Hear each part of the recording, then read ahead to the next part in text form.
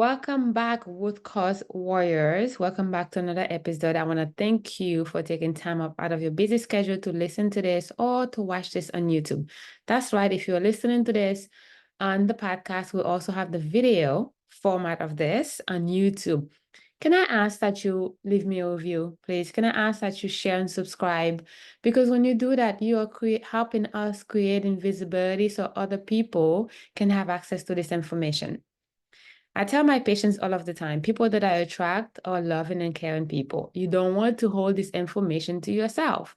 So please, please, please share this with a friend, subscribe on the podcast, subscribe on the YouTube channel, leave a comment, leave a review. That will mean the world to me. So I thank you in advance. All right. Today's episode is a request of a patient of mine. As a matter of fact, many patients will come to me and talk about this. It is an issue that I've been seeing. And since my patients know that I have a different philosophy on most things, I have a different view, and I explain things differently, they asked me to do a quick, brief video or, audio on this. And we're going to talk about having too much B12. All right, so this is the scenario. I am helping a patient regain her energy. She came to me after feeling exhausted for months, tired at first, and then exhausted for months, lack of energy. It doesn't matter how many hours of sleep she was getting. It didn't matter how many and coffee she's drinking. She lived on stimulant, right? Like coffee was her best friend. And she couldn't understand why she was so tired. And she's seen her doctors. They did all the blood tests, right? They even checked her iron, her ferritin. All these were normal. And they just couldn't really understand, give her an answer. So she came to me. And when she came to me, we did a B12 and folate, right? This is a test that can be done through a conventional laboratory like LabCorp or Quest Diagnostic. When I did her B12 and her folate, they were low. Her B12 was super low. So I said, you know what? And then also we discovered that she has a lot of gut infection. She has Epstein-Barr virus. She also has Coxsackie virus, cytomegalovirus. So she has a lot of viral load, viruses that are stealing away her energy. They're using the energy for their own to create their own, um, to create their own for their own usage. Let's say that, okay? Because as we know with viruses, they manifest differently than bacteria. Virus can take over the host of an organ, or they can take over your body, and then they can set shop and they can transform that organ into their own. But in order for them to do that, they're gonna need energy, just like we need energy to survive. Viruses, whether it's herpes or again Epstein-Barr virus, a cold virus, a flu virus, a COVID virus, like it doesn't matter. They need to use our own energy as their own, right? They steal away our energy. So therefore we are depleted, we are left unenergized, tired, exhausted, sluggish, with the brain fog, with the weakness, with, just not feeling well, feeling blah. And then over time, the coffee doesn't work anymore. The stimulants that we are taking doesn't work anymore because we actually running on empty, right? Our gas tank is empty. Our cup is empty. So as we are navigating, helping her identify the root causes of her, ailments, of her, tiredness and fatigue, we discovered that she has multiple viruses. And then we also discovered she had low B12. So I said, as we are, healing, creating a program for you to heal your body, and I'm customizing one for her. Let's start with IV vitamin therapy. So we started giving her my Energizer IV, which is packed with components that are designed to help with mitochondria production or ATP production, like aka energy production. And she's feeling great, right? Her energy is coming back. She's able to get up in the morning, not wanting to drink 3 cups of coffee, not wanting to, load her body with sugar to keep her up and alive and, functioning. And then something happened. She, without telling me, she decided to go to her doctor. I think her yearly physical exam came up, and then she went to see her doctor, and then she was like, you know what, since I am taking IVs, vitamin therapy, can you also run my B vitamins just to see where I am? Okay. So again, her doctor did the B. They said, at first they told her no. They be like, okay, well, she's like, no, can you please do that? So they said, okay. So they did her B12, and her B12 came back severely elevated in the thousands. The numbers, the number was thousands, right, in the B12. She freaked out. Her doctor freaked out, and then she contacted me. She's like, oh my God, can you believe it? My B12 is elevated. I don't know what's going on. Am I toxic?" And so on and so forth. And I had to really calm her down. I'm like, calm down, because we have to understand that B12, B1, B2, B3, B5, B6, B9, B12, all the B vitamins are water soluble vitamins. We have two types of vitamin. We have fat soluble vitamins, which is A, D, E, K. These are toxic. If you have too much of vitamin D, too much of vitamin E, too much of vitamin A, too much of vitamin K, they can store into your fat cells and then creating a toxicity level, right? Those are dangerous. We don't want to have too much of that. And at the same time, they are the hardest really to optimize in your body, because like, look, for instance, look at vitamin D. I know people that are taking vitamin D forever, and the vitamin Ds are still low, right? They're still low because we can make the vitamin D. We need it from outside sources. We also need to make sure that the liver and the kidneys are prepared to help us, to increase that vitamin D, to help with the how would I say this? The increase of vitamin D, but to also help with like absorbing it properly. Okay. So if your liver and your kidneys are not working properly, so it's going to be a challenge. But when your vitamin D level is really elevated, that can create some types of toxicity. But when it comes to B12, it's not the same case. B12 or water soluble vitamins, meaning that you can excrete it out of your body. So is vitamin C. Just side note, vitamin C cannot create toxicity. Vitamin C cannot give you stones. Now let's go back to B vitamins. So all the B vitamins are water soluble vitamins. There's no way you can have toxicity for something that your body you can excrete to your urine. I've seen patients taking B vitamin supplements, they're not absorbing it well, and next thing they know, when they go urinate, the urine is a different color. It's orange, it's dark orange, it's yellow. And they will ask me, I don't think I can absorb B12 because I'm taking this supplement and it's really going through me. I'm not absorbing it. I said, yeah, because we have to look at absorption rate and we also have to look at toxicity level. So with this patient freaking out and her doctor telling her to stop all B vitamins, I had to really sit down and explain to her how it is not the case. If you are taking a water soluble vitamin, right? Water soluble vitamins, and your body is sensing that you still need it and your body's holding on to it, right? That means there's a miscommunication. That means there's a blockage that water soluble vitamins, aka B vitamins, is not going into your cells. So for this patient, she needed, although she felt better, her energy improved, right? But she was so depleted. Her cells needed that B vitamins because she has so much toxins. The viruses are producing endotoxins, and I think we are identifying she has mold as well. So there was a blockage happening. Okay, the B vitamins wasn't going into her cells. She wasn't urinating it out, right? She was not excreting it to her urine, but at the same time, that B vitamin was flowing into her bloodstream looking for a home. Okay, because when we do a LabCorp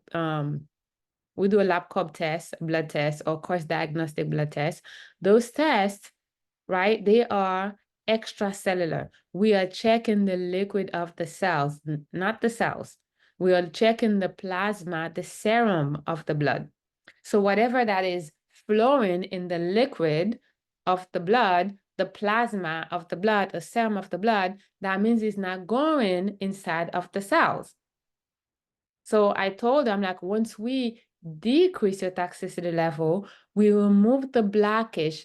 Then that B vitamin is going to go inside of your cells better. You're going to absorb it better. And whatever you don't use, whatever your body is not utilizing, your body sensing as a higher level, you are going to excrete it. You're going to pee it out.